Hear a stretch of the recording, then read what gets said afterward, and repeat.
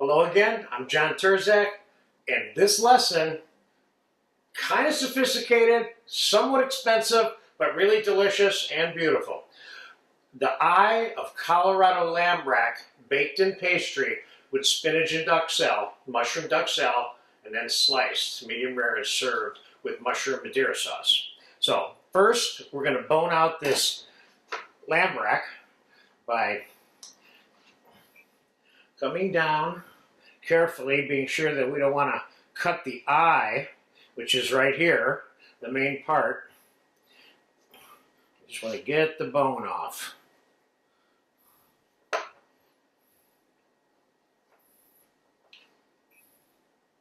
I love this dish. I've made it a number of times, and it's moderately expensive, but you can put filet of pork in this pastry doing the same method if you want also. You don't have to use lamb rack. So this is a good how-to kind of lesson in terms of doing this kind of thing. So let's get the excess meat off, and let's get the excess fat off of here, and some of this silver skin. Being careful not to cut the lamb rack away in the process.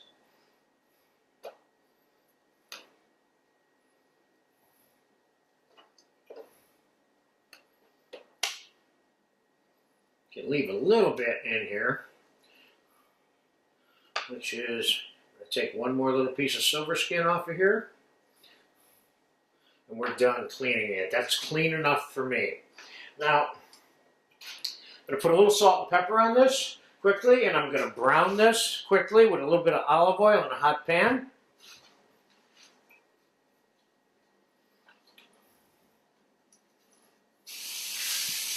Being careful not to cook it any more than is necessary. To give it a little bit of brown flavor, and it's not something that you even have to do. And it's worth addressing the notion that browning it seals the juices in, which it does not. The juices stay sealed into meat that you cook because you don't overcook it or cook it too fast. Okay, that's got a little brown flavor on it, enough for me. Now, I have here a Bush de Noël mold, but I could assemble this rack of lamb and croute directly on the table. I don't need the mold, but you'll see why I use the mold to do this. We're going to line the mold with a little bit of aluminum foil, because we're going to end up laying the pastry in here, and we don't want the pastry getting stuck to the mold.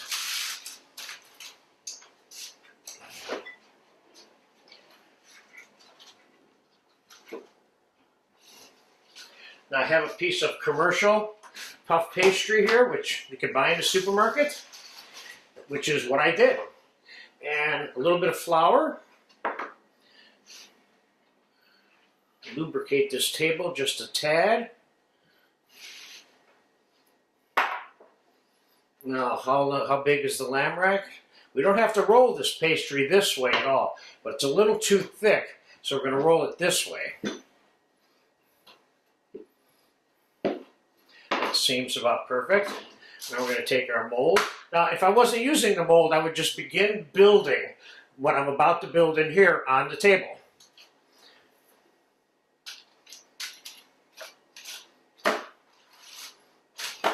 Now what I normally do is I'll take the piece of meat and mark it in here so I can see exactly where I want to put everything. So we're going to start with some nice blanched green spinach. We're going to line the bottom of the mold.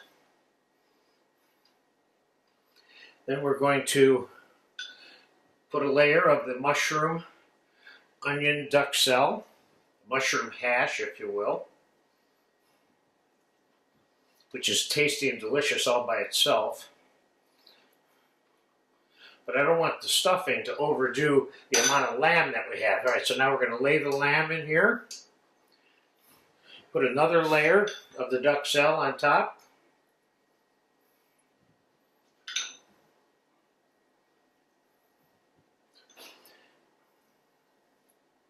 This is a nice dish. Excuse me for 1 second. And now I'm going to add the other layer of spinach to the other side.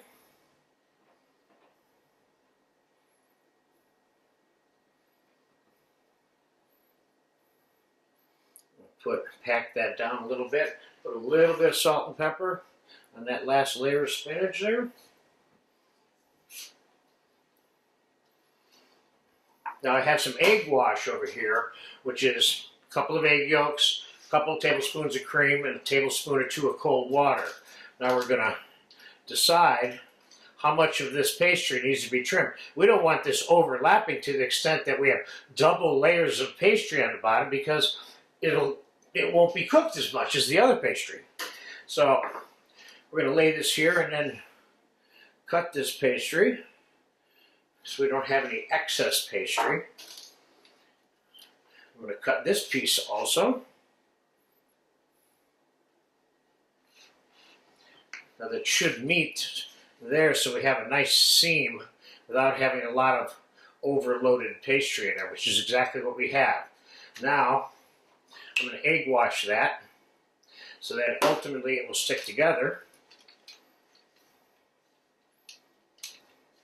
Now, as you can see, I have it packed into this circular thing. If I really want it to stay circular like that, or semi-circular, I'll refrigerate this for a number of hours possibly before I turn it out of the mold. But I'm going to turn it out of the mold right now.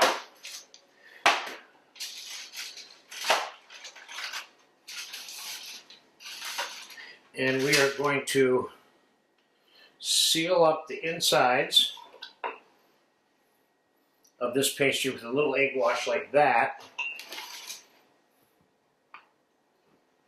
Then we're going to bring this down, and we're going to cut the pastry so it kind of looks nice. Because in the final analysis, we may want to present this whole to the people that we're serving it to, and not necessarily just cut.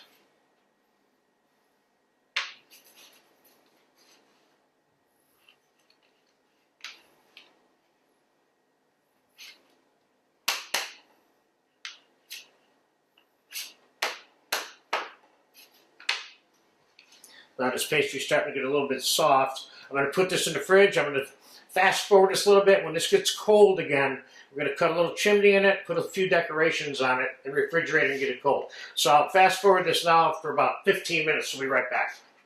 Okay, it's been in the refrigerator about 10 minutes. It's nice and cold, and this is this trim that I had that we cut off earlier. So let's do a quick decoration on this, then re-refrigerate this again until I'm ready to bake it off for you. So I'm going to start by cutting a little miniature hole right here so we have a steam escape valve. And we will cut a little circle to go around that. Egg wash that and put that on there like so. And let's put a few little what we call florins, which are these little crescents. Let's dip some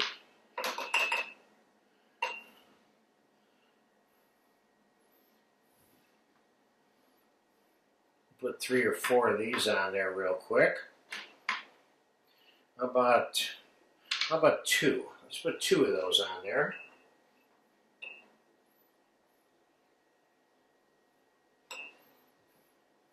And let's put a couple of little stars on there.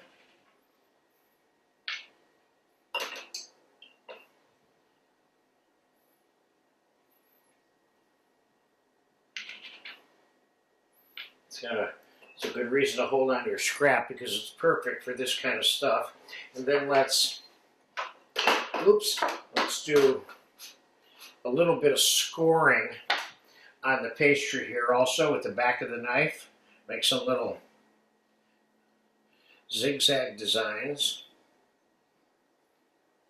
We do the same thing down here.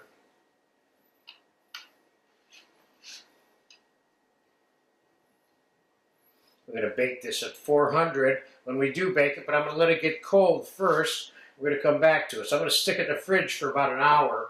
When we take it out, we're going to egg wash it. and bake it at 400, like I said, till the pastry's brown and it's starting to get a little bit warm inside.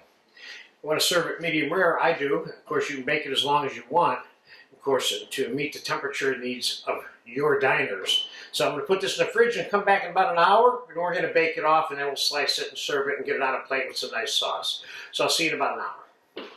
Okay, the rack of lamb and croute is nice and cold now. Pastry's cold, so we're going to egg wash it, and we're going to bake it off in a 400-degree oven.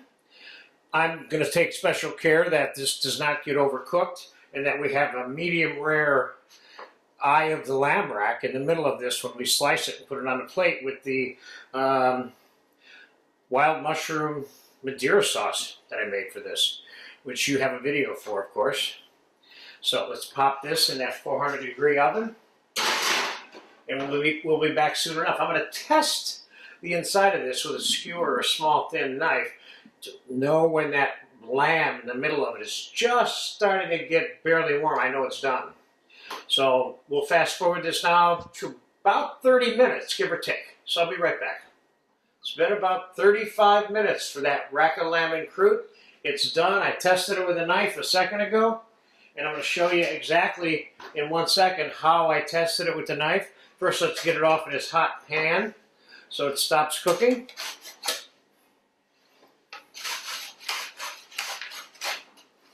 Get it on the cutting board. I took this knife into the hole in the middle and put it into the lamb rack eye itself. And the texture of that told me how done or not done it was. So let's cut it in half and find out what it looks like.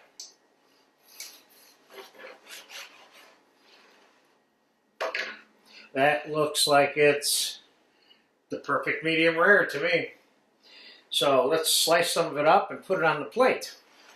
That looks really good.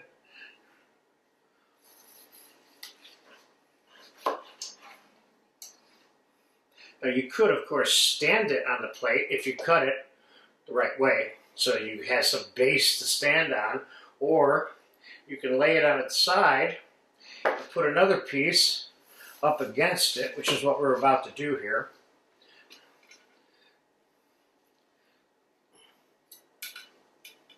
So that's one dinner.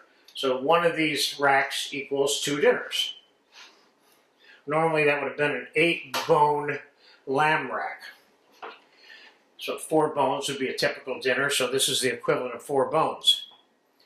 That looks really tasty. I'm going to put some of that mushroom Madeira sauce around here. This is the kind of thing you need some little piece of broccoli and maybe some tomato provençal or some escalloped potatoes or roasted potatoes to go with this, or even some noodles on the side, all kinds of things. So there you have, there's a fairly elegant special occasion dish, roast rack of lamb and croute with spinach and mushroom. It's the sauce on this particular dish, though, that's really going to put it over the top. Go to the mushroom Madeira sauce video, and you'll see what this sauce tastes like if you watch that. It's very, very, very good. So if you get a chance to eat something like this for a special occasion, do it. And keep in mind that you can put other meats in here besides rack of lamb and do the same style. Okay? There it is. Enjoy it.